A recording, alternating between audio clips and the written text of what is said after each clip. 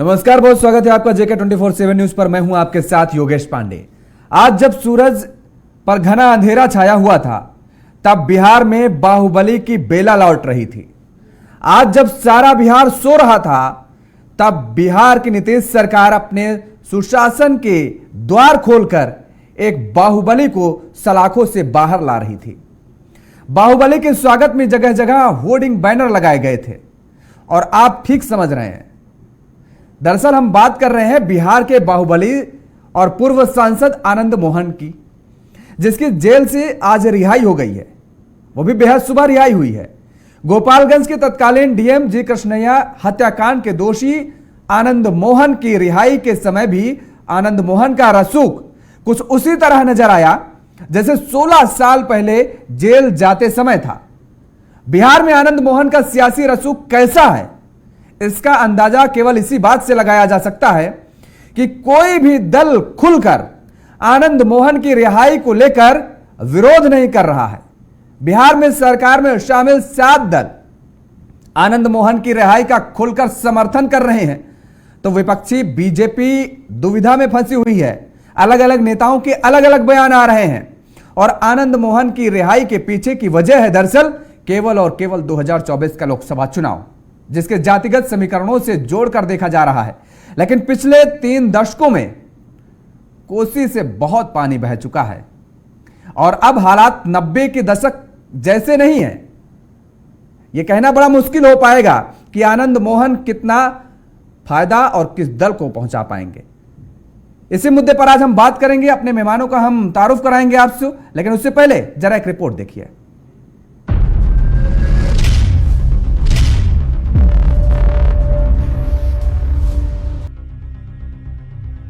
आनंद मोहन सिंह की रिहाई हो गई है, लेकिन राजनीतिक बवाल की गिरफ्त में आ गया है।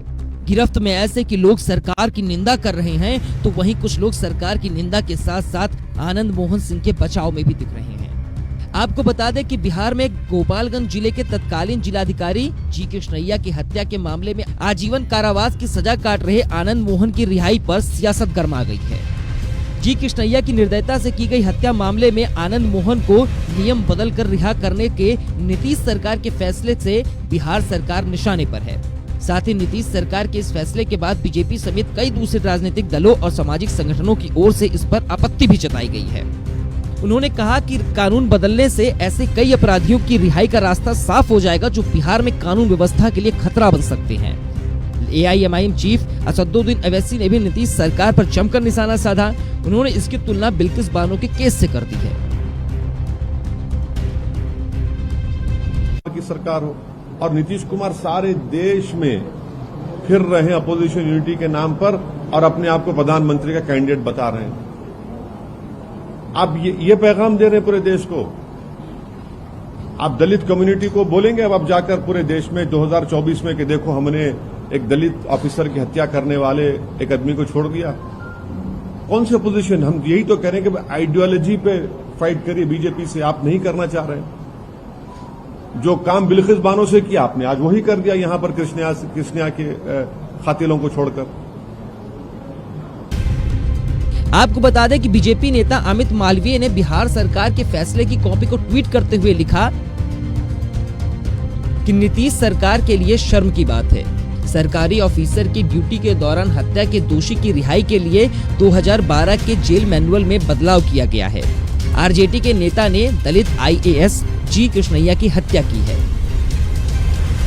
आपको इसके बारे में जानने में काफी परेशानी हो रही होगी, तो आइए आपको बताते हैं कि आनंद मोहन सिंह है कौन, जिससे इस मामले और इसकी स्थिरता के बारे में आपको जानने में काफी आसानी होगी और आप समझ पाएंगे कि क्यों बिहार की राजनीति इस रिहाई के बाद से गर्मा गई है और क्यों नेता सरकार के खिलाफ तो बोल रहे हैं लेकिन आनंद मोहन सिंह के खिलाफ बोलने से बच रहे हैं।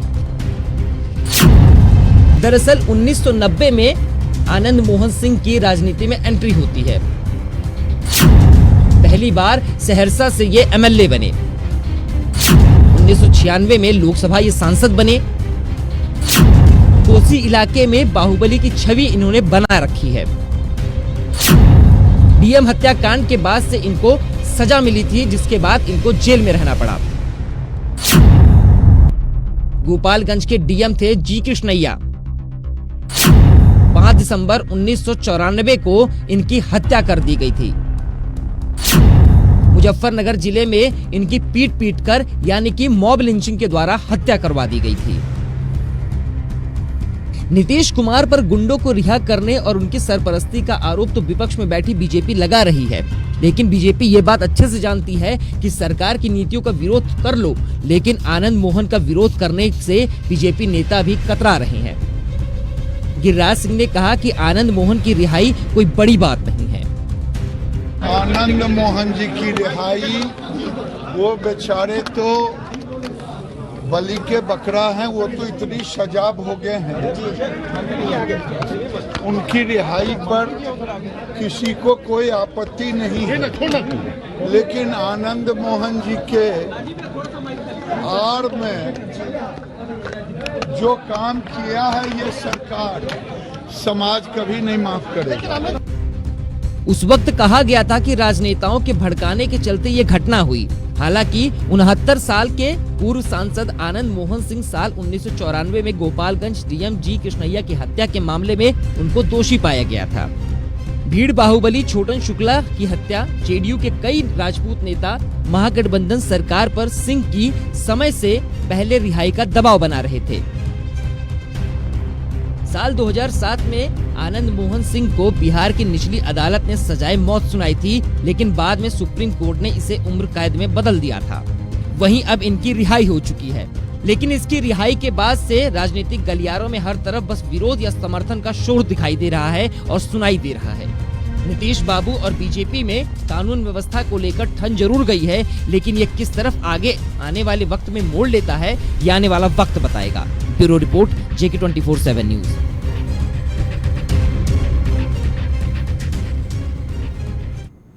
तो देखा आपने कि कोई भी राजनीतिक दल का नेता खुलकर सामने आने को तैयार नहीं है। भारतीय जनता पार्टी तो अब इस मुद्दे पर दो धड़े में बटी नजर आ रही है।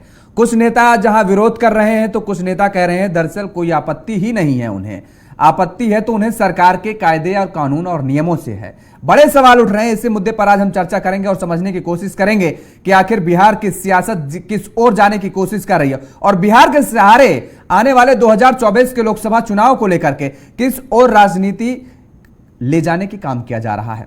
हमारे साथ कुछ मेहमान जुड़े हुए हैं, तारुफ करा देते हैं आपका। देवराज आहूजा जी हैं, भारतीय जनता पार्टी के नेता हैं। देवराज जी आपका बहुत बहुत स्वागत है। पंकज सिंह जी हैं, जदयू के नेता हैं। पंकज जी आपका भी बहुत बहुत स्वागत है।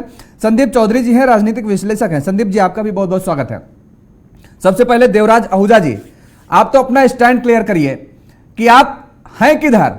आप तो ना मतलब आनंद मोहन ना गले से नीचे उतर रहा है और ना बाहर आप निकाल पा रहे हैं। कुछ नेता कह रहे हैं कि नहीं भाई रिहाई नहीं होनी चाहिए, कुछ नेता कह रहे हैं कि हमको आनंद मोहन की रिहाई से कोई ऐतराज नहीं है, लेकिन सरकार के नियमों से ऐतराज है, सरकार के कायदे कानून से ऐतराज है। योगी जी देखिए, जहां तक कानून व्यवस्था की बात है, बिहार में हमेशा से जो है कानून कायम रहा, खास करके जब आरबीआई से गायब है। भाजपा ने अपना समर्थन देकर एक दो बार नहीं 3-4 बार बनवाया। उसके बाद हमारी तो कोशिश ये रही कि सबसे पहले कानून व्यवस्था का जो है एक अच्छा वहाँ पर माहौल बने और लोगों को जो है शांति और व्यवस्था का माहौल मिले वहाँ। लेकिन अब आप देखिए कि इस तरह से जेल के जो मैनुअल को बदल देना, और इसमें खाली अनंत मोहन को जो फ्री करने की बात नहीं है, उनके साथ साथ जो 27 जो दुर्दांत अपराधी भी होंगे उसमें, उनको इस तरह से छोड़ना, तो ये तो कानून के साथ जो खिलवाड़ करने जैसा मैं कहूँगा। इसमें जो जाति समुदाय को देख के या इस तरह की राजनीति करना, जो अपने आप को जो व्यक्ति पूरे भारत में भ्रमण कर रहा है, ऐसे ऐसे मुख्यमंत्री से मिल रहा है, जो सारे भ्रष्टाचार में लिप्त हैं, कानून व्यवस्था को जो दता बता रहे हैं, उनके बीच में क्या संदेश देना चाह रहे हैं। उनके बीच में एक तो इनको प्रधानमंत्री के मुंगेवाल के सपने दिखते हैं, जिनके विधायक 43 हों, केवल मात्र 43, जिनकी सरकार भी तो बिल्कुल घगड़े पे खड़ी हो, ऐसा व्यक्ति जो है, जो अपने सुशासन बाबू बोलता था, वो कुशासन बाबू अपने बन चुके हैं। और बिहार की जो हालत बन रही है तो सारा जो देश को देख रहा है। और दूसरी तरफ आप साथ में लगता हुआ राज्य देखिए, उत्तर प्रदेश, किस तरह से वहाँ पे कानून व्यवस्था ने अपना काम किया है, किस तरह आज वहाँ पे दुर्दांत अपराधी या आतंकवादी जो किस तरह से मारे डोल रहे हैं। देवराज जी, अच्छा हुआ आपने उत्तर प्रदेश का जिक्र कर लिया। सवाल यही है कि जब उत्तर प्रदेश में कोई विपक्षी दल अतीक को जी लगा देता है तो बड़ी हलचल पैदा हो जाती है, बड़ा विरोध होता है। देखिए, माफियाओं से, आतंकवादियों से उनके कनेक्शन बता दिए जाते हैं और आप ही के नेता अभी आपने सुना होगा कि आनंद मोहन बेचारे, मतलब फंसाया गया उनको, वो तो निर्दोष थे, इस तरीके के शब्द इस्तेमाल किए जा रहे हैं। तो ये दोहरा मापदंड जो है अलग अलग राज्यों में अलग अलग नेताओं का, ये कैसा आपका नजर आ रहा है? योगेश जी देखिए, जहां तक जो है अब गिरिराज सिंह जी की बात है, और अपना हमारे जी कृष्णैया जो डीएम थे, वहां पे उनकी किस तरह से जो मॉब द्वारा हत्या की गई और अनंत मोहन द्वारा उनको भड़काया गया, जिसके तहत जो एफआईआर हुई, एफआईआर में उनको उम्र कैद की सजा, उससे पहले फांसी की सजा हुई, फिर उम्र कैद की सजा हुई। अगर इस तरह से उनको जो सजा होने के बावजूद, तो कानून ने तो अपना काम किया है, उस समय एफआईआर हुई, उनको अरेस्ट किया गया, तो कानून को आप ये नहीं कह सकते कि कानून ने अपना काम नहीं किया। जो लोकतंत्र में अधिकार दिए गए थे पुलिस को, नहीं किए। लेकिन आज जिस तरह से जो है जेल मैनुअल को जो है केवल मात्र अपने फायदे के लिए, जो राज्य में इस तरह की, मतलब जब चुनाव को देखते हुए इस तरह का काम करना कतई जायज नहीं है। हम इसके बिल्कुल सख्त खिलाफ है। कानून को अपना काम करना देना चाहिए। और देखिए, दलित इसकी बड़ी बड़ी बातें करते हैं नीतीश कुमार जी कि जो स्वर्णों से हम अलग रहते हैं, हम तो इस समुदाय से हैं, ऐसी बातें करते हैं। लेकिन दूसरी तरफ एक दलित जो बेचारा आईएएस अपना बन के आए थे, जिनकी पत्नी को मैं सुनता हूँ खून के आंसू रो रही हैं, तो उनके अंदर भी कहीं ना कहीं जो डर की भावना पैदा हो रही है। तो ये तो आइए खुलकर मैदान में क्यों नहीं आ रहे हैं भाई? आइए ना खुलकर के मैदान में, आनंद मोहन का विरोध करिए। आप उन 27 लोगों का जो नाम ले रहे हैं, 27 लोगों का जो जिक्र कर रहे हैं, लेकिन उसमें आनंद मोहन को नहीं शामिल कर रहे हैं। जिस व्यक्ति की वजह से कानून में बदलाव किया गया, जिस व्यक्ति की जगह से पॉलिसी बदली गई, उस व्यक्ति का आप जिक्र नहीं कर रहे हैं। मेन सरगना कौन है उसका जिक्र नहीं कर रहे हैं, क्योंकि आपको पता है कि राजपूत वोट बैंक आपसे खिसक सकता है। वहां पर सारी वोट बैंक की पॉलिटिक्स है, सारी वोट बैंक की पॉलिटिक्स खेली जा रही है। देवराज जी, किसी को कोई कानून और कोई नियम से मतलब नहीं होता है। ये केवल कहने की बातें और बच्चों को पढ़ाने के लिए स्कूली किताबों में बातें लिखी जाती हैं, बस। असल सच्चाई यही है। योगी जी, मैं जवाब देता हूँ आपकी बात का। देखिए, इसमें अनंत मोहन जो पूर्व सांसद थे, और उनके साथ 27 मैंने कहा ना कि और अपराधी जो छोड़े गए हैं, तो मेन तो इसमें अनंत मोहन को ये फायदा पहुंचाने के लिए, या हो सकता है कुछ आरजेडी के जो पक्षकार लोग हों उसमें, या जेडीयू के हों, उनको फायदा पहुंचाने के लिए इस तरह से जेल मैनुअल का जो फायदा उठाकर इस तरह की आदत करना, जिसमें कानून व्यवस्था को जो है नुकसान पहुंचे, हम उसके बिल्कुल कतई पक्षकार नहीं है। हम उसके सख्त खिलाफ है। भाजपा का काम है सबका साथ सबका विकास। हम चलिए, सबका साथ सबका विकास आप ऐसे ही करेंगे और अलग अलग स्टैंड लेंगे। अलग अलग नेता भी आपके स्टैंड ले रहे हैं। हम पंकज जी के पास आएंगे, लेकिन उससे पहले जो आप 27 लोगों का जिक्र कर रहे हैं, वो एक लिस्ट दिखा देते जरा, फुल स्क्रीन पे दिखाइए वो लिस्ट, और उन लिस्ट में किन किन लोगों के नाम शामिल हैं वो हम आपको दिखा दें, क्योंकि आप आनंद मोहन को लेकर के देखिए, नाम सुनिए। कलेक्टर पासवान उर्फ घुरफेकन, कृष्ण देव राय, सुरेंद्र शर्मा, देवनंदन नोनिया, राम प्रवेश सिंह, विजय सिंह उर्फ मुन्ना सिंह, रामाधार राम, दस्तगीर खान, पप्पू सिंह उर्फ राजीव रंजन सिंह, अशोक यादव, शिवजी यादव, कीरत यादव, राजबल्लभ यादव, अलाउद्दीन अंसारी, मोहम्मद हलीम अंसारी, मुख्तार अंसारी, अख्तार अंसारी, माफ कीजिएगा, मोहम्मद खुदबुद्दीन, सिकंदर महतो, अवधेश मंडल, पतिराम राय, हृदय नारायण शर्मा उर्फ बबून शर्मा, मनोज प्रसाद, पंच उर्फ पंचानंद पासवान, जितेंद्र सिंह, चंद्रेश्वरी यादव, खिलावन यादव। ये वो नाम हैं जिनकी रिहाई हो जाएगी। आनंद मोहन के सहारे 26 लोग और हैं जो अब बाहर आएंगे। क्योंकि जी एक लाइन में जवाब दूंगा। हाँ, 10 सेकंड में दीजिए, उसके बाद पंकज जी के पास आ रहे हैं। जी, क्योंकि जी आप देखिए 27 लोगों की आपने लिस्ट दिखाई, अच्छा किया आपने, इतनी हमें भी जानकारी नहीं थी। इसमें आप देखिए, एक तो तुष्टिकरण दिखाई दे रहा है, दूसरा जो है इसके अंदर जो जातिवाद पूरा दिखाई दे रहा है। यादवों का जो तुष्टिकरण का, चाहे वो उत्तर प्रदेश में अखिलेश यादव हो या यहाँ पे अपना लालू प्रसाद यादव एंड कंपनी, उनके जो तेजस्वी हो, तो यही काम अगर आप लिस्ट उठा के देखेंगे, इन्होंने केवल मात्र अपने फायदे के लिए, अपने तुष्टिकरण की राजनीति के लिए आगे बात आपकी, ठीक है, आगे बात। पंकज जी देखिए, MY फैक्टर का यहाँ भी जिक्र आ गया, जो उत्तर प्रदेश में हमेशा जिक्र किया जाता था समाजवादी पार्टी के लिए, वो फैक्टर अब आप यहां पर अप्लाई करने जा रहे हैं। और इसके साथ ही राजपूत वोट बैंक को तो आप पूरी तरीके से साधने की कोशिश ही कर रहे हैं, क्योंकि जो एक समय में हुआ करता था आरजेडी का, वो भारतीय जनता पार्टी का 2014 के बाद से भारतीय जनता पार्टी के साथ खड़ा नजर आ रहा है। और 24 में तो आपका लक्ष्य ही है कि किसी भी सूरत में भारतीय जनता पार्टी को केंद्र से हटाना है, वो चाहे कुछ भी करना पड़ जाए। जाति भी थे। आज हमारे नेता माननीय मुख्यमंत्री जी के साथ पूरे बिहार के आवाम है, तभी तो ऐसे ही मुख्यमंत्री थोड़ी ना है, चाहे वो बीजेपी के साथ थे या राजद के साथ थे।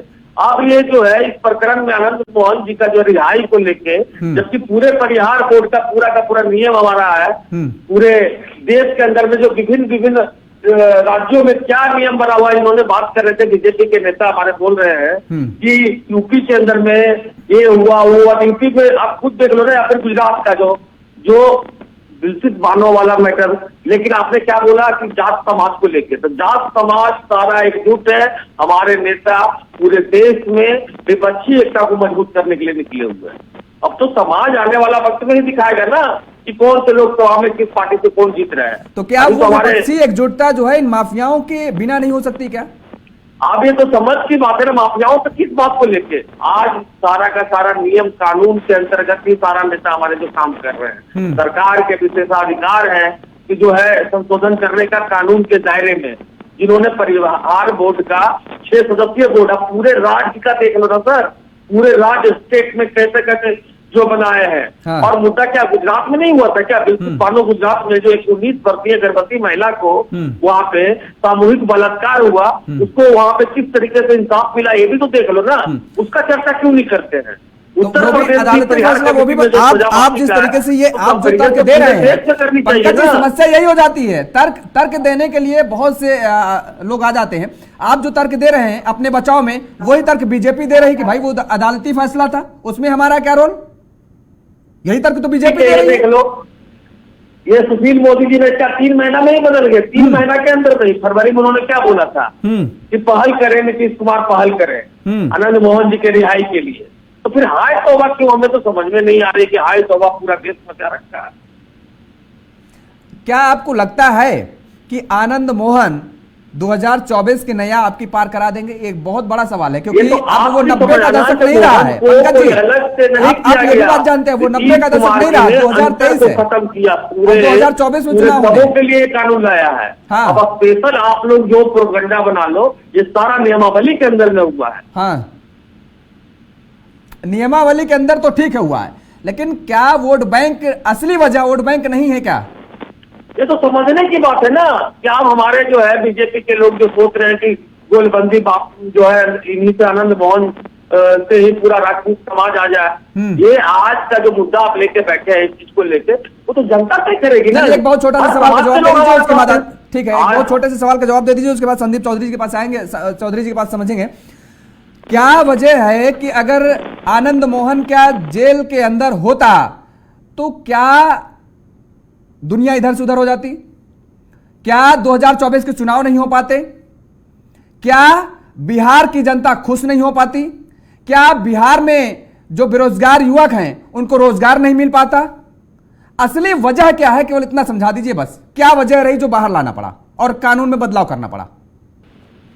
वजह कुछ नहीं है। हाँ। सरकार को विशेषाधिकार है संशोधन करने के लिए कानून के दायरों में। और परिहार, आप ये लोग भी जानते हैं कि परिहार कमेटी का वहाँ पे 6-10 जो सजा काट लेते हैं, उसको तो ऑटोमेटिक जो है सुप्रिंटेंडेंट भेजते हैं एसपी साहब के पास में, तो वहाँ पे बोर्ड निर्धारित करके वो ऑटोमेटिक निकालता है। तो वजह से तो कोई गुंजाइश ही नहीं है ना, यहाँ पे कानून अपना काम कर रहा है। इस चीज को लेकर क्यों हाथ तवा मचा रखा है, हमें तो समझ नहीं आ रही है कि लोगों की क्या मनसा है। ठीक है संदीप चौधरी जी, कानून की बात कही जा रही, कानून अपना काम कर रहा है और कानून के दायरे पर आज आनंद मोहन को बाहर लाया गया। क्या वजह मानते हैं आप, असली वजह क्या है? देखिए राजेश जी, मैं आपको बताऊं क्या है, वहां राजभवन में था, गवर्नर साहब का सलाहकार था। तो आनंद मोहन कोई छोटा नाम नहीं है। आनंद मोहन इतना बड़ा नाम है बिहार की राजनीति में और राजपूत समाज के अंदर भी कि एक टाइम वो सीएम पद के दावेदार थे, लेकिन अनफॉर्चुनेटली इस तरीके के घटनाक्रम हुए। वो युवा नेता थे, बड़े जोशीला नेता थे, जैसे आपने बताया एक दबंग छवि थी उनकी, जैसे बढ़ता हुआ सितारा होता है। कई ऐसे युवा नेता होते हैं, आपने देखे सभी में मिलेंगे, बीजेपी में भी थे ऐसे नेता। आपने दिल्ली में सुना होगा कि गद्दारों को गोली मारो सालों को, तो ये एक जोश होता है युवाओं के अंदर। लेकिन कभी कभी सिचुएशन ऐसी बन जाती है, पूरे प्रकरण को अगर समझेंगे, वो जो डीएम के तरीके से वो हत्या हुई थी, वो सब कुछ प्री प्लान नहीं था। वहां पर धरना प्रदर्शन चल रहा था, डीएम की गाड़ी आ गई क्योंकि एक बड़े नेता की हत्या हो गई थी, उसको उग्र भीड़ थी, तो वो सारी चीजें हुई, उसकी उन्होंने सजा काटी है। इसमें कोई दो नहीं, जो भी गलती करेगा, वो नेता हो, आम आदमी हो, जेल जाते हैं, अपनी सजा करते हैं। अरे सर, दबंग के पीछे सीधा सीधा दबंग जो हमने पढ़ा, जो हमने सुना, उसमें तो बताया गया कि जी कृष्णैया की हत्या होने के बाद उनके शव के पास लगभग 6 से 7 घंटे तक कोई पुलिसकर्मी नहीं गया। ये खौफ था आनंद मोहन का। और उसके बाद और आसपास के जगह से जो है पुलिस बुलाई गई। जब बड़ी मात्रा में वहां पर पुलिस फोर्स पहुंची, अब उनको ये आश्वस्त हो गया कि अब आनंद मोहन अगर अटैक भी करता है, उनके लोग अटैक भी करते हैं, तो हम माकूल जवाब दे सकते हैं। तब 6 से 7 घंटे बाद एक डीएम के शव को उठाया गया। सोचिए क्या कह रहा होगा, क्या खौफ रहा होगा।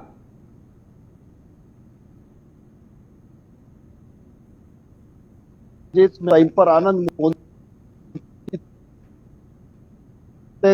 किसी के पब्लिक लामबंद हो रही है, उस बंदे के व्यक्तित्व में कोई तो बात है। और रही बात 6 घंटे की, तो आपने देखा होगा गोपाल कांडा जैसे लोगों को भी देखा होगा, गोपाल कांडे को अरेस्ट करने में कितना समय लग गया था, एक गीतिका शर्मा के हत्याकांड में, बलात्कार में।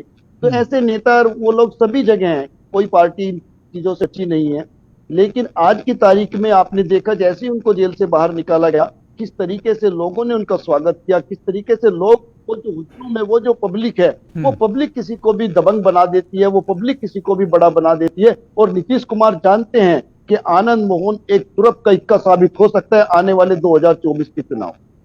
और यही वजह है कि उनको बाहर लाया गया है। और यही वजह मुझे लगता है कि कोई राजनीतिक दल भी उस पर खुलकर मुखालफत करने के लिए तैयार नहीं है।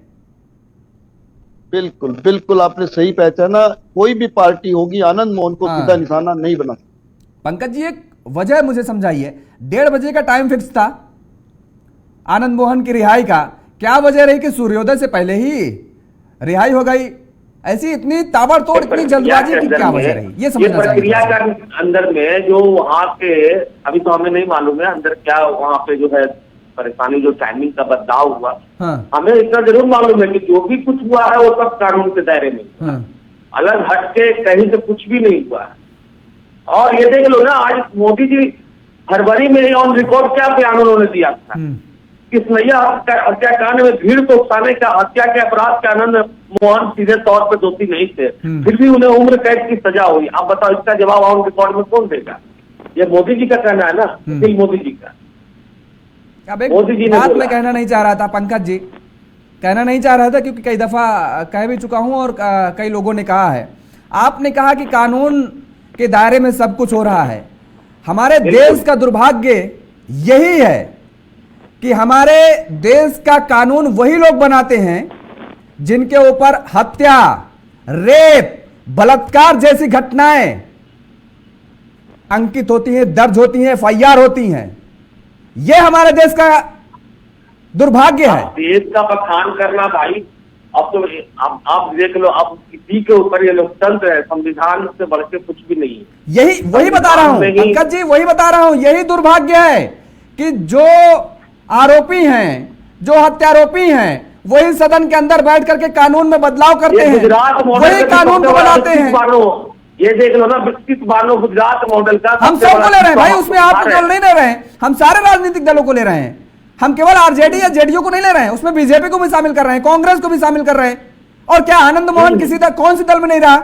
सारे दलों में रहा, कांग्रेस में रहा, बीजेपी में रहा, आरजेडी में रहा, जेडीयू में रहा, किस दल में नहीं रहा? आज जो पप्पू यादव से उसकी इतनी मुखालफत हुआ करती थी, 36 का आंकड़ा हुआ करता था, आमने सामने नहीं करते थे, आज वही पप्पू यादव साथ में नजर आ रहे हैं। और उसके हिसाब से सारा कुछ हो रहा है। संविधान से देश चल रही है, न जात बड़ा न धर्म बड़ा, यहाँ सबसे बड़ा संविधान। जी, ये इतनी बड़ी बड़ी जो दुहाई दे रहे संविधान की, कानून की, आपने भी देखा, अभी पंकज जी बता दें कि 7 घंटे तक जो है जी कृष्णैया के शव तक पुलिस का ना ये कितनी कानून व्यवस्था को जो बता रहे हैं, ये अपना जो मेरे को जवाब दे दें एक बात। दूसरी बात, किस तरह की जो अपना दे रहे हैं, और इनके मुख्यमंत्री जो अभी वर्तमान में जो नीतीश हैं, वो कैसे कैसे लोगों के पास जाके कैसे मुख्यमंत्री जो अराजक मुख्यमंत्री है, देशद्रोही मुख्यमंत्री है, भ्रष्टाचार में लिप्त मंत्री हैं, जिनको जो है जनता ने धता बता चुके हैं, उनके साथ जा जाके जो है अपना गलबैया कर रहे हैं, बाहुबलियों को छुड़वा रहे हैं। ये कैसे सुशासन है? ये कुशासन नहीं है। ये कौन सा लोकतंत्र है? ये कौन सी कानून व्यवस्था है? बिहार के अंदर रोज जो है जहरीली शराब पी पी के हम सब रोज देख रहे हैं, हमारे हाथ बंधे हुए कि लोकतंत्र में मुख्यमंत्री है वहां पर, लेकिन इस तरह की घटनाएं जो लगातार हो, ये बड़ा ही दुख का विषय, बड़ा दुख होता है। अब जो है बिहार की जनता बहुत अवेयर है, बहुत जागरूक है, बहुत वहां पे जो है एक अच्छी अपना व्यवस्था अपन लोगों में है, पढ़े लिखे लोग हैं वहां पर, वो सब देख रहे हैं इनके कुशासन को। आने वाला समय बता देगा इनको, चाहे लोकसभा चुनाव होंगे या राज्यसभा होंगे, उन्हीं जंगल राज के साथ, उन्हीं जो चारा घोटाले वालों के साथ सरकार बनाने वाले ये कुशासन बाबू जो अपने आप को बड़ी दुहाइयां देते थे, आज तो क्या हो गया है इनकी जो है, तो जो दिमाग में मुझे लगता है पत्थर पड़ गए हैं। ये किस तरह के काम कर रहे हैं, किस लोगों के साथ शामिल हो चुके हैं, ये जो देश की जनता, बिहार की जनता तो भली भांति देख ही रही है। ये अपना प्रधानमंत्री का अपना कोई कैंडिडेट बता रहे अपने आप ही, मुंगेरी लाल के सीधे खुद ही बता रहे भैया लंबी लाइन खींचनी पड़ती है, सांसदों को पूरे देश का एक विश्वास जो हासिल करना पड़ता है। लेकिन समस्या वही तो है, खुलकर मुखालफत आप भी तो नहीं कर पा रहे हैं देवराज जी। नहीं, मैं तो बताया ना कि हम में सब एक जैसे हैं, हम में सब एक जैसे हैं, कोई किसी से अलग नहीं नजर आ रहा राजनीतिक दल में। योगेश जी बाहुबलियों का साथ देना, और जो दूसरी तरफ उत्तर प्रदेश देखा या केंद्र में भी आज देखिए कि पूरे वही सवाल तो आपसे कर रहे हैं, लेकिन जवाब कहाँ दे रहे हैं कि आप राज्य का उत्तर प्रदेश में अलग सिनेरियो क्रिएट कर रहे हैं, बिहार में अलग सिनेरियो क्रिएट कर रहे हैं, वही तो सवाल हमारा है, लेकिन आप जवाब कहाँ दे रहे हैं? ठीक है, आएंगे आपके पास, आएंगे चौधरी साहब, संदीप चौधरी जी, ठीक है आएंगे संदीप चौधरी जी। ये जो दुहाई दी जा रही है कानून की कि कानून के तहत हुआ है, संविधान के तहत हुआ है, सब जो कुछ हो रहा है सब अच्छा हो रहा है, बीजेपी आरजेडी पे जेडीयू पे आरोप मढ़ रही, सरकार पे मढ़ रही है।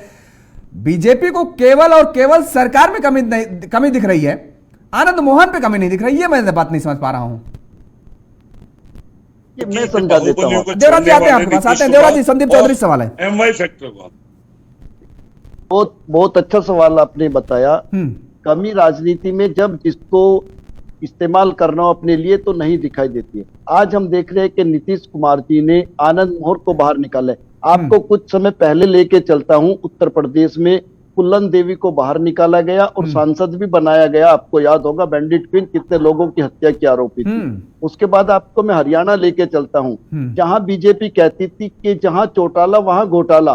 जब उनके साथ सरकार बनाई दुष्यंत चौटाला के साथ मिलके, उनके पिताजी भी जेल में थे, उनके दादाजी भी जेल में थे दुष्यंत चौटाला के। आज दोनों बाहर घूम रहे हैं आराम से। तो ये चीजें राजनीति में चलती रहती है, कोई भी पार्टी अपने तरीके से यूज करती है। बिल्कुल। चलिए, बहुत बहुत शुक्रिया संदीप चौधरी जी, आप हमारे साथ जुड़े हुए थे, आपने हमें अपना बहुमूल्य कीमती समय दिया। तो देखिए, समझने वाली चीजें यहीं पर हैं। देवराज जी और पंकज जी दोनों लोगों से आप लोग एक दूसरे पर जो ये पासा फेंक रहे हैं, ये समझने वाली चीजें हैं। और अभी मुझे लगता है संदीप चौधरी जी जो कह रहे थे वो गलत नहीं कह रहे थे कि राजनीतिक और वोट बैंक की सियासत ही असल में होती है। हमारे साथ केबी जांडियाल जी जुड़ गए हैं, पूर्व IAS अधिकारी हैं। केबी जांडियाल जी, आपका बहुत बहुत स्वागत है JK 24/7 न्यूज पर। शुक्रिया। जांडियाल जी, हम लोग चर्चा कर रहे हैं आज आनंद मोहन को लेकर के, समझने की कोशिश कर रहे हैं। भारतीय जनता पार्टी सरकार पर आरोप प्रत्यारोप मढ़ रही है और हमारे साथ जेडीयू के नेता पंकज जी बैठे हुए हैं, वो बीजेपी पर तमाम सारे आरोप प्रत्यारोप मढ़ रहे हैं। हम सवाल आपसे ये जानना चाहेंगे और समझने की कोशिश करेंगे थोड़ा सा, क्योंकि आप IAS अधिकारी एक रहे हैं। IAS अधिकारी का जो पावर होता है, एक कहावत कही जाती है, DM, CM और PM इनसे बड़ा कोई नहीं जी। तो क्या वजह होती है कि ये IAS अधिकारी सरकार के आगे कभी कभी नतमस्तक दिखते हैं कुछ लोग? क्योंकि सरकार भी इनको चाहे, कोई मुख्यमंत्री भी चाहे, तो रूल्स के अनुसार इन्हें 3 महीने 90 दिन से ज्यादा प्रताड़ित नहीं कर सकती, यानी 90 दिन से ज्यादा इनको बर्खास्तगी पे नहीं रख सकती है। इनकी नौकरी ले नहीं सकती। IAS अधिकारी की किसी भी मुख्यमंत्री में इतनी पावर नहीं है कि कोई सरकार इनकी नौकरी ले ले।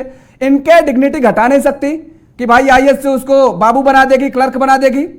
क्या वजह है कि कई तस्वीरें कभी कभी ऐसी आती हैं, सरकारों के सामने ये नतमस्तक कुछ लोग दिखाई देते हैं?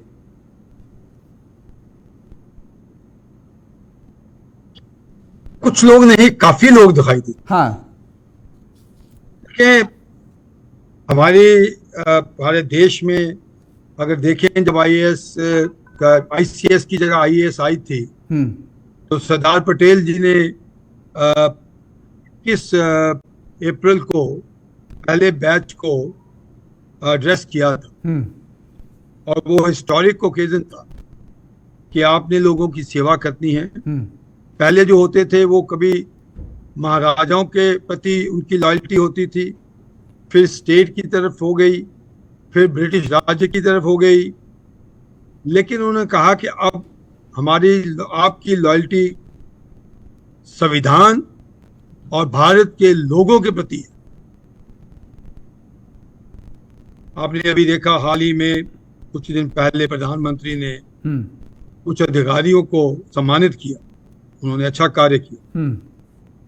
लेकिन जब राजनीति के खेल खेले जाते हैं तो ये अधिकारी भी नतमस्तक हो जाते हैं। अफसोस की बात यह है कि आनंद मोहन की रिहाई और उसके जो उनके जो जेल का मैनुअल को अमेंड करके उसको रिहा करवाया जाए और आज उसी प्रदेश के चीफ सेक्रेटरी उसको जस्टिफाई करते, इससे बड़ी शर्म की बात कोई नहीं। कह रहे हैं कानून के दायरे में सब कुछ हो रहा है। चीफ सेक्रेटरी जो होता है वो कस्टोडियन होता है, वो आईएएस सिविल सर्विसेज के अभिमान है, वो घमंड है। चीफ सेक्रेटरी मुख्य सचिव से कहते हैं और वो कहता है कि जस्टिफाइड है। शर्म की बात है सब आईएएस ऑफिसरों के लिए, और हमें भी शर्म आती है कि हम इस सर्विस के एक अंग रहे हैं। ये हाल है कि जाहिर तौर पर है, कुली का मर्डर किया गया और उसी को रिहा करने के लिए कानून बदल लिया। और वो जस्टिफाई करते हैं। चुप रहो, इससे अच्छा सियासतदानों को अपनी सियासत खेलने दो, अधिकारियों को अपना मुंह बंद रखना ही अच्छा है। और वहां के बिहार के आईएएस ऑफिसर की जो एसोसिएशन है उसके मुंह पे ताला लगा हुआ है। नहीं, उन्होंने एक लेटर लिखा है, केपी जी उन्होंने लेटर लिखा है, उन्होंने एक पत्र लिखा है और इसकी निंदा की है। वो कह रहे हैं कि दरअसल इस जो फैसला लिया गया है सरकार की तरफ से, इस पर विचार किया जाए और इस पूरे फैसले को लेकर के निंदा की गई है। वो केंद्रीय वो जो केंद्रीय सेंट्रल एसोसिएशन ने लिखा है उनको, जो सेंट्रल एसोसिएशन आईएएस की, उन्होंने पत्र लिखा, उन्होंने लिखा है, लेकिन पुनर्विचार किया जाए। लेकिन अब वही है कि आईएएस और आईपीएस एक ऐसा पद होता है कि भाई सरकार इनका कुछ भी बाल बाका नहीं बिगाड़ सकती, कुछ भी नहीं कर सकती। बावजूद इसके अगर ये अडिग रहे और ये ईमानदार रहे, आ रहे हैं देवराज जी, आ रहे हैं आपके पास, ईमानदार रहे और ईमानदारी से काम करते रहें तो सरकारों को नतमस्तक होना पड़ेगा। ये सच है। केंद्र बहुत ज्यादा हो जाएगा, केंद्र चले जाएंगे, राज्य में नहीं सेवा देंगे, केंद्र में सेवा देने चले जाएंगे। ये सत्य नहीं केंद्र में से। लेकिन एक चीज और बहुत छोटी समझना चाहेंगे केपी जी, क्या आने वाले चुनाव में जो आईएएस एसोसिएशन ने नाराजगी जताई है, क्या बिहार में भी इसका कुछ रूप देखने को मिल सकता है, इसका कुछ असर देखने का मिल सकता है क्या आईएएस अधिकारियों के बीच में? देखा, आईएएस अधिकारी को ये इलेक्शन का कोई चुनाव में कोई रोल नहीं है। उनको इलेक्शन कमीशन के तहत काम करना होता है और ईमानदारी से करना होता है, उनकी अपनी है। लेकिन जो ये हो रहा है उसका प्रभाव आम वोटर पे पड़ना चाहिए। ऐसी सरकारों को उखाड़ के बाहर फेंक देना चाहिए जो अधिकारी का सम्मान नहीं कर सकते, जो पब्लिक सर्वेंट का सम्मान नहीं कर सकते। लेकिन समस्या तो ये भी है ना कि विजिलेंस को मारा गया हो और उसके अपराधियों को रिहा कर दिया जाए कानून बदल कर। ठीक, शर्म की बात। ठीक है देवराज जी, आप बड़ा मुस्कुरा रहे हैं और कुछ कहना चाह रहे हैं। लेकिन मुस्कुरा नहीं रहा मैं जांडियाल साहब की बात से जो पूर्णतः सहमत हूँ और बहुत ही दुख भी हो रहा है मुझे। जांडियाल साहब जैसे हमारे पूर्व आईएएस जिन्होंने देश की सेवा की है, देश के प्रशासन को एक अच्छे व्यवस्थित रूप से संभाला, बहुत वरिष्ठ है, उनकी पीड़ा बिल्कुल जायज है, सच है इसमें।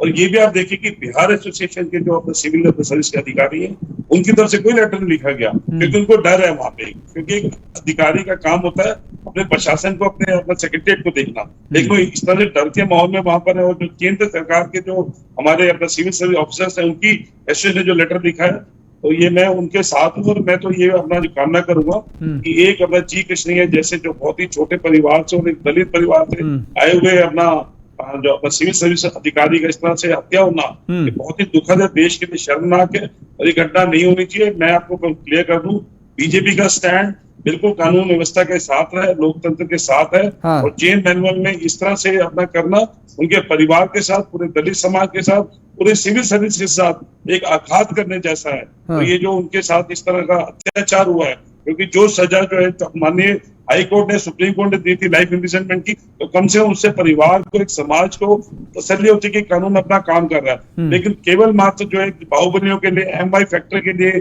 तुष्टीकरण के लिए, चुनाव की रणनीति को देखते हुए एक मुख्यमंत्री द्वारा इस तरह का स्टेप लेना बहुत ही जो दुर्भाग्यपूर्ण है, बहुत खतरनाक है और ऐसी स्थिति बिल्कुल नहीं होनी चाहिए। मैं इसमें जांडियाल साहब के साथ, उनकी पीड़ा के साथ हूँ और जिस कृष्णैया साहब की फैमिली के, उनके परिवार, उनके समाज के साथ हैं। हमारी भारतीय जनता पार्टी पूरे कानून व्यवस्था का राज चलती, जैसे मैंने कहा पिछले 8 यही है देवराज जी, आप तो क्योंकि हमारे साथ चर्चा में है, आप हमारे साथ चर्चा में है, आपको लाखों करोड़ों लोग देख रहे हैं, तो आप कह रहे हैं कि आप उनके साथ हैं, लेकिन आप अपने नेताओं को समझा क्यों नहीं पा रहे हैं? आपका केंद्र नेतृत्व क्यों नहीं समझा पा रहा भाई? केंद्रीय नेतृत्व ये कहा जा रहा है आपके नेताओं की तरफ, अरे सुन तो लीजिए साहब, आपके नेताओं की तरफ से ये तक कहा जा रहा है कि माफी मांगनी चाहिए सरकार को आनंद मोहन से, जबरदस्ती फंसाया गया उस बेचारे को।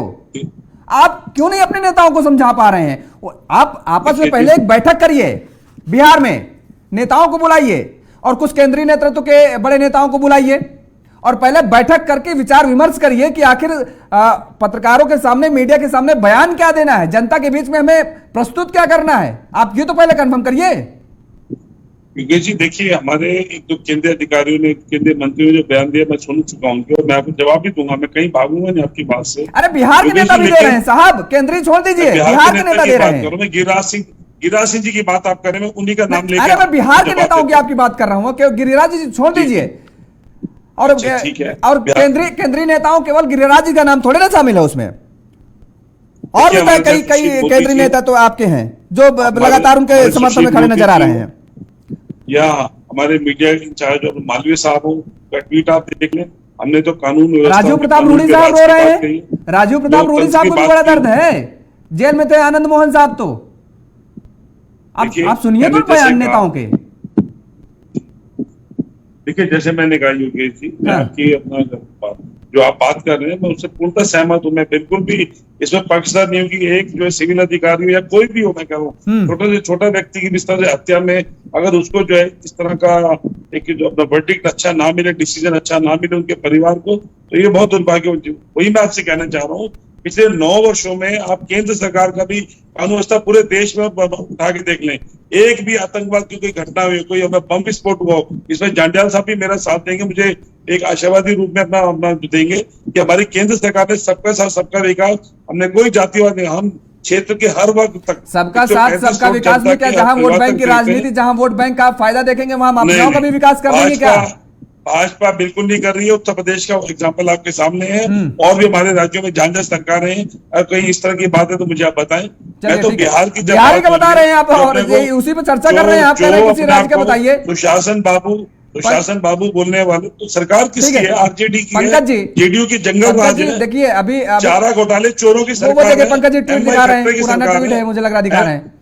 पंकज जी अभी देखिए केबी जी भी कह रहे थे, और जिस तरीके से आईएएस की हत्या कर दी गई, उनकी बेटी, उनकी पत्नी बेचारी कह रही है कि आने वाले समय में फिर वही कहर बरपेगा, चुनाव लड़ा सकती हैं पार्टियां, और जाहिर तौर पे चुनाव लड़ना है जब बाहर आना है तो क्या स्थिति बनेगी बिहार की? क्या ऐसा नहीं लगता कि आपको इस फैसले के बाद से अपराधियों में मनोबल और बढ़ जाएगा?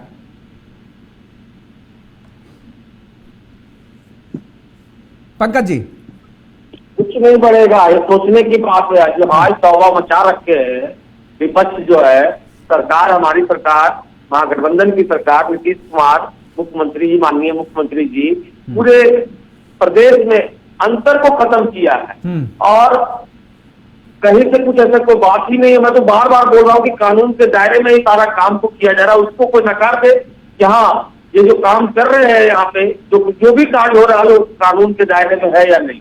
अब कोई यहाँ पे हमारी सरकार शुरू से न फंसाते हैं न बचाते हैं, कोई भी एक निकाल कर सिखा दे ना कि माननीय नेता हमारे मुख्यमंत्री नीतीश कुमार जी का कहाँ पे क्या गलत है। लोग तो कैसे पलटते हैं, इसका उदाहरण ताजा यही है कि कैसे लोग पलट जाते हैं। ऐसे लोग पलटते हैं 2-3 महीने के अंदर में ही, मैं दिखा रहा हूँ कागजों की फॉर्म। यही तो वजह है। चलिए ठीक है, आप वही हवाला फिर दे रहे हैं कि लगातार जिस तरीके से पुराने समय पर भारतीय जनता पार्टी के नेता क्या कह रहे थे, कानून के मार्फत ही सारा काम किया गया है। सवाल यही उठता है और इसीलिए हम कहें कि भी जांडियाल जी माफ करिएगा, समय के अभाव है, इस वजह से अब चर्चा को ही विवरण देना पड़ेगा। और आप सभी मेहमानों को हमारे साथ जुड़ने के लिए बहुत बहुत शुक्रिया। तो बिहार की राजनीति आखिर किस ओर जा रही है, ये बेहद हैरान करने वाला मामला है। और लगातार अब ये कहा जा रहा है कि वोट बैंक की सियासत की वजह से आनंद मोहन की रिहाई की गई है, और इस रिहाई का कितना किस दल को फायदा हो पाएगा ये खैर आने वाला वक्त बताएगा, क्योंकि अब 90 का दशक नहीं है, पानी अब बहुत बह चुका है। और इस बीच आपको सीधे राजस्थान ले चलते हैं, जहां पर मुख्यमंत्री अशोक गहलोत क्या कुछ कह रहे हैं वो सुनाते हैं। उज्ज्वला योजना के नाम पे जो गैस सिलेंडर दिए गए थे, सिलेंडर महंगा हो गया, एक परिवार खरीद नहीं पा रहे। हमने तय किया है उन सबको 500 रुपए में सिलेंडर मिलेगा आज के बाद में, 1 तारीख से। 1 अप्रैल लागू स्कीम हो गई है, कोई चिंता करने की बात नहीं है। जो स्कीम हमारी जिस तारीख लागू हुई है, उदाहरण के रूप में 1 अप्रैल लागू हो गई है गैस सिलेंडर वाली 500 यूनिट। जिसने 1 अप्रैल से गैस सिलेंडर ले भी लिया है, अगर वो रजिस्ट्रेशन करवा रहा है 1 महीने बाद में, तब भी उसको 1 अप्रैल से पैसा मिलेगा। ये मैं आपको निवेदन करना चाहता हूँ। इस प्रकार से हमने इस समय प्रधान दी है।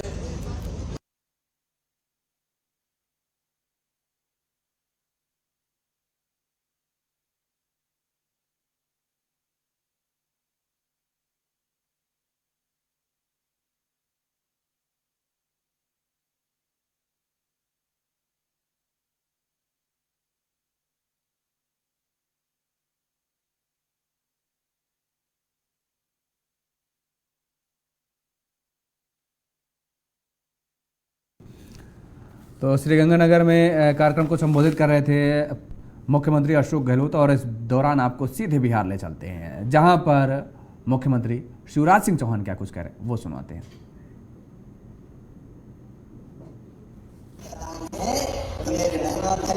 बताओ गरीब को भी मिलना चाहिए कि नहीं, बोल के बताओ।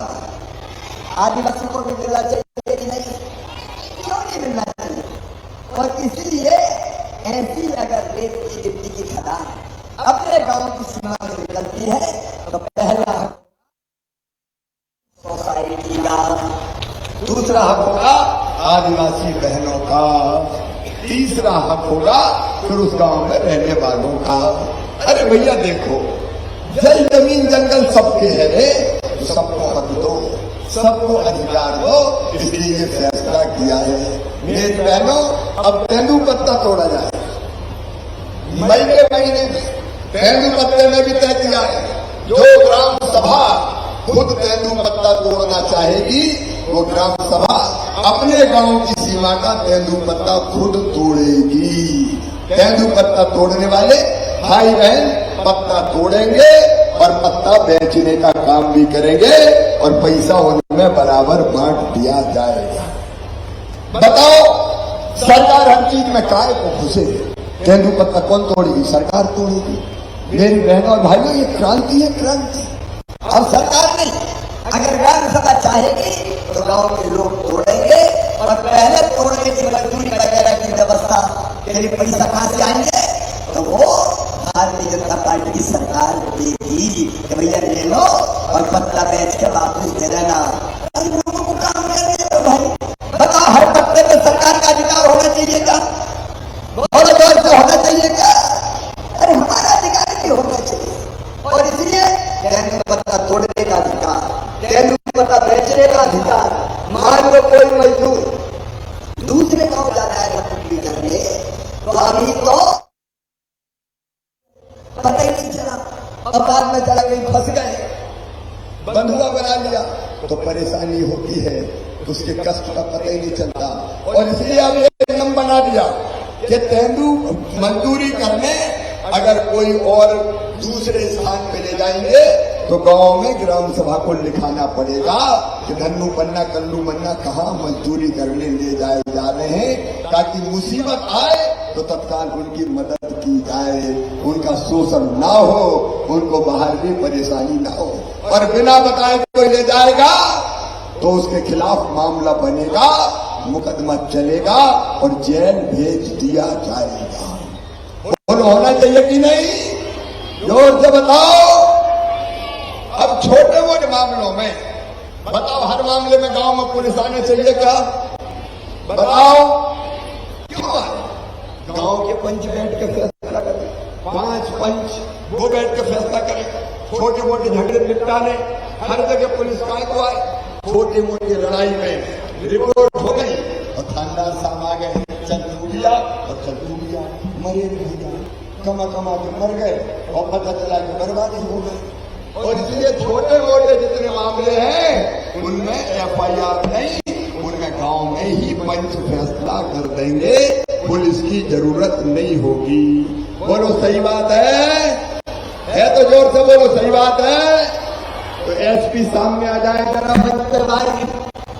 ये गांव में शांति और विवाद निवारण समिति बनी की नहीं? 60% गाँव में बन गई है, हमारे 1208 गाँव में। गांव में समिति ने काम शुरू किया, बैठे हैं सर। अभी लगभग 85 ऐसे केसेस हैं जिसमें FIR नहीं हुई क्योंकि समिति के लोग बैठे और उन्होंने अपने स्तर पर निवारण कर लिया। ऐसे 85 केसेस, ऐसे 85 मामले जिनमें समिति बैठी और फैसला कर दिया और इसकी रिपोर्ट ही नहीं हुई। देखो ये अपनी जिंदगी सुधारने के प्रयास है। ऐसी कई चीजें हैं, मैं बहुत विस्तार में जा रहा, जो पेशा में दी गई है। पेशा किसी के खिलाफ नहीं है, पेशा गरीब को।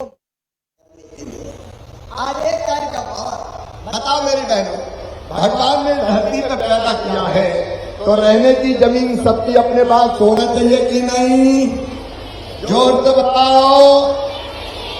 लेकिन कई के पास नहीं है। कई के घर में एक गांव में गया तो कहते भैया रहने की जमीन नहीं रे मामा। उनका कहा रहे बोल रहे तो एक ही घर में रहे, लेकिन दादा के 4 बेटा हो गए, 4 बहुएं आ गई, 4 के 4 चुप हो गए तो 4 बहू और आ गई। अब उनके बेटा बेटी हो गए, घर पर तो नहीं रहे, क्या करें मामा बताओ। अब बताओ ऐसे लोग के पास जमीन होनी चाहिए कि नहीं? होनी चाहिए। और इसलिए मुख्यमंत्री भू आवासीय अधिकार योजना बनाई है। मध्य प्रदेश की धरती पर कोई गरीब बिना जमीन के नहीं। तो मुख्यमंत्री लाडली बहना सम्मेलन को बिहार मुख्यमंत्री शिवराज सिंह चौहान मध्य प्रदेश के संबोधित कर रहे थे। और इस बीच आपको ले चलते हैं सीधे राजस्थान, जहां पर मुख्यमंत्री अशोक गहलोत क्या कुछ कह रहे हैं। कोई कमी नहीं रहनी चाहिए। मुझे बड़ा यकीन है कि 4 साल निकल के हमने देखा है कोई काम की कमी नहीं रही है।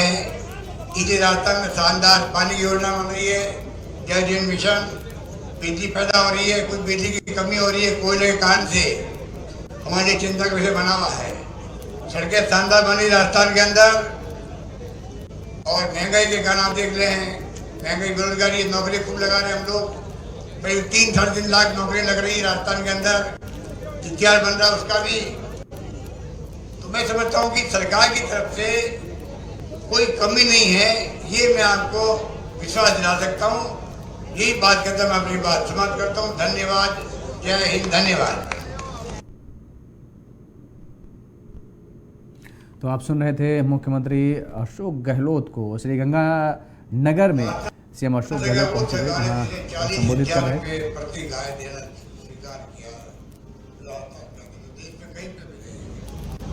अभी सुप्रीम कोर्ट ने कहा है मंत्री लोग से गाय मारिए, राज्य सरकारों को चाहिए केंद्र को वो उनको मदद करे। वो तो कब करेंगे पता नहीं। हमने 40,000 का यहाँ का मेरिट में घोषणा कर दी राजस्थान के अंदर। और 2 पशु जो है आपके, कम से कम 2,000 पशुओं का गाय के साथ भैंस भी शामिल करने में नागरिक पढ़ता हूँ। अब गाय भैंस का आपको 2 पशुओं का बीमा होगा। बीमे की रकम हम भरेंगे, सरकार भरेगी। आप डॉक्टर जवाब देता है कि आप ये बचेंगे नहीं, तब भी हम 50,000, 1 लाख खर्च करते हैं, 2 लाख खर्च करके मेरे माँ बाप बचने चाहिए। ये बड़े सरकार है। अब बचने चाहिए फिर वो कहाँ पैसा है नहीं, उसके बाद में उधार लेगा। अब हमने व्यवस्था कर दिया आपके लिए। आपका पूरा इलाज माँ बाप का है, भाई भतीजों का है, आप सबका है। इलाज पूरा फ्री होगा आपका। ये अधिकार कानून बना के आपको दे दिया गया है। ये बहुत बड़ी बात है। हिंदुस्तान में कहीं नहीं है ये कानून बना के अधिकार देना, हिंदुस्तान में कहीं नहीं, सिर्फ राजस्थान में किया हम लोगों ने। इस प्रकार से दुर्घटना का बीमा किया उन्होंने, 25 लाख का बीमा तो किया है, चिरंजीवी योजना का, स्वास्थ्य का। भगवान करे वो दुर्घटना नहीं हो, दुर्घटना हो जाए, मान लो ऊपर से पड़ जाए आदमी, बिजली करंट लग जाए, पानी में डूब जाए या रोड एक्सीडेंट हो जाए, तो एक व्यक्ति का 5 लाख रुपए का बीमा है, एक परिवार का 10 लाख का बीमा है।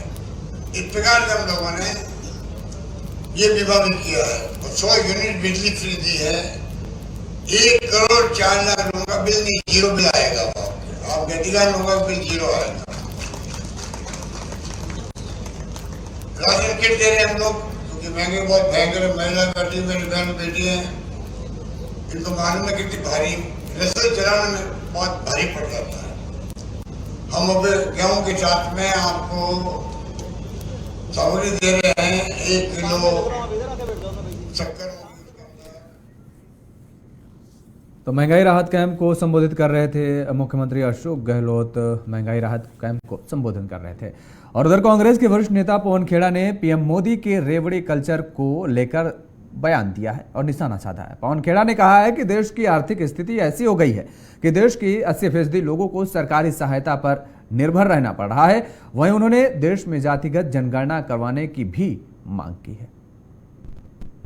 जो व्यक्ति इस बात पर भी गर्व महसूस कर रहा हो कि 80% हिंदुस्तान को अब वो मुफ्त राशन दे रहा है, यह कोई गर्व करने वाली बात है नहीं इस देश के प्रधानमंत्री के लिए, कि इस देश की आर्थिक स्थिति आपने ये कर दी है कि 80% लोग सरकारी सहायता पर निर्भर हो गए हों।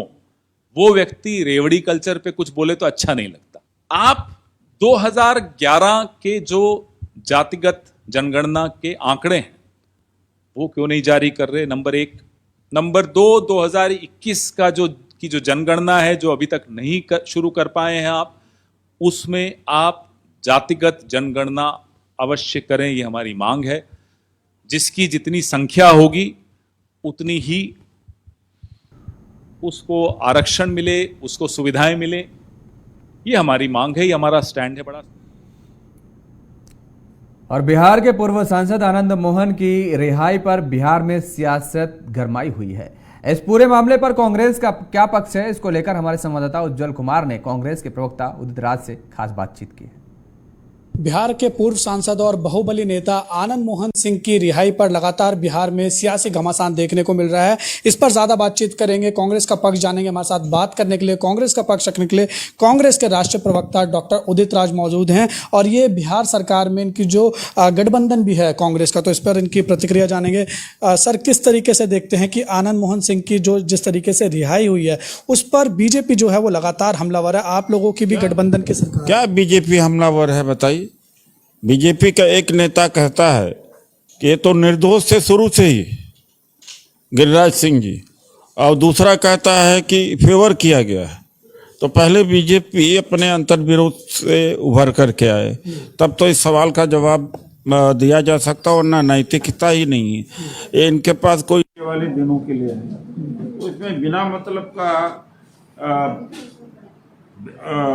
कहते हैं कि अंतर्विरोध खड़ा करना, आलोचना करना कोई मतलब नहीं है।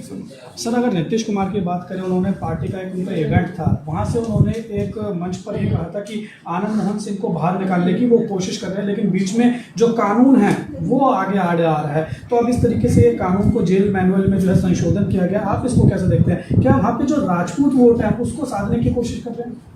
देखिए, एक बात है कि कौन नहीं साधता। पूरा हिंदू मुस्लिम के बगैर बीजेपी कोई चुनाव लड़ सकती है? अगर होगा भी तो कौन नहीं करता। एक दूसरी बात है, क्या यह कानून आनंद मोहन के ऊपर ही लागू हो रहा है? जब उनके ऊपर नहीं, उनके ऊपर ही केवल नहीं लागू हो रहा है, तो इसका जवाब ही नहीं, ये सवाल ही नहीं बनता कि इसका जवाब दें। एक कानून को चुनौती देने के बराबर है और जनता की चुनी हुई सरकार के बनाए हुए कानून की चुनौती जनता दोबारा तभी दे सकती है जब वो चुनाव में जाएंगे। सर, बीजेपी के नेता ये भी कह रहे हैं कि जिस तरीके से आनंद मोहन सिंह और उनके साथ 27 और लोगों को जो है रिहा किया गया है, बिहार सरकार कहीं ना कहीं बिहार में गुंडा राज जो है वो वापस लाना चाहती है। जब बीजेपी की सरकार नीतीश कुमार जी के साथ होती है तब वहाँ पर मंगलमय होता है, और जैसे बीजेपी की सरकार नहीं तो जंगलमय होता है। ये बीजेपी की दोहरी नीति है, और झूठ बोलना और फर्जीगिरी करना, जात पात धर्म ये सब वही करते हैं। वरना बिहार में उत्तर प्रदेश से ज़्यादा शांति है इस समय। ये मैं नहीं कहता कि वहाँ क्राइम नहीं रहा, क्राइम रहा। ये नहीं कहता कि क्राइम फ्री यूपी हो गया या बिहार हो गया। दिल्ली में कितना क्राइम हो रहा है, जेल में मार दिए जा रहे हैं। यहाँ की आवाज़ क्यों नहीं कोई उठाता है? ये उनका अधिकार है, जहाँ जाना चाहते हैं जाए। सर, आप भी दलित नेता, लेकिन क्या कहेंगे भाई? क्या वो कह रहे हैं कि न्याय दलित नेता है तो क्या मतलब है कि सच के साथ भी तो रहना है, कानून के साथ रहना है। कानून नहीं है क्या बिहार का? जब कानून है तो कानून के साथ हमें। जो कांग्रेस के अध्यक्ष हैं मल्लिकार्जुन खड़गे, उन्होंने एक चुनावी रैली के दौरान जो अपने संबोधन वो कर रहे थे, उसमें प्रधानमंत्री नरेंद्र मोदी को जहरीला सांप बताया। जहरीला सांप तो है ही है। जब से प्रधानमंत्री बने जहर ही जड़ तो दिखाई पड़ रहा है। गरीब गरीब होता जा रहा है, अमीर अमीर होता जा रहा है। हिंदू मुसलमान का झगड़ा मुसलसल चल ही रहा है, और एक जाति बनाम दूसरे जाति का, और माहौल ही इस तरह से गाली गलौज यही माहौल है। और खुद जब प्रधानमंत्री कहे कि लोगों के कपड़े से पहचाने जाते हैं, और मियां मुशर्रफ से तो भाषण शुरू करते थे, ये मोदी जी ने ही सब सारा शुरू किया है ना। ठीक है सर, बहुत बहुत शुक्रिया हमारे साथ बात करने के लिए। तो आपने देखा ये कि हमारे साथ बात करने के लिए और कांग्रेस पार्टी का पक्ष रखने के लिए कांग्रेस के राष्ट्रीय प्रवक्ता doctor Udit Raj. Camera person विशाल के साथ JK 24/7 न्यूज़ के लिए दिल्ली से उज्जवल कुमार। और फिलहाल मेरे साथ इतना ही। खबरों के लिए आप लगातार बने रहिए JK 24/7 न्यूज़ के साथ। नमस्कार।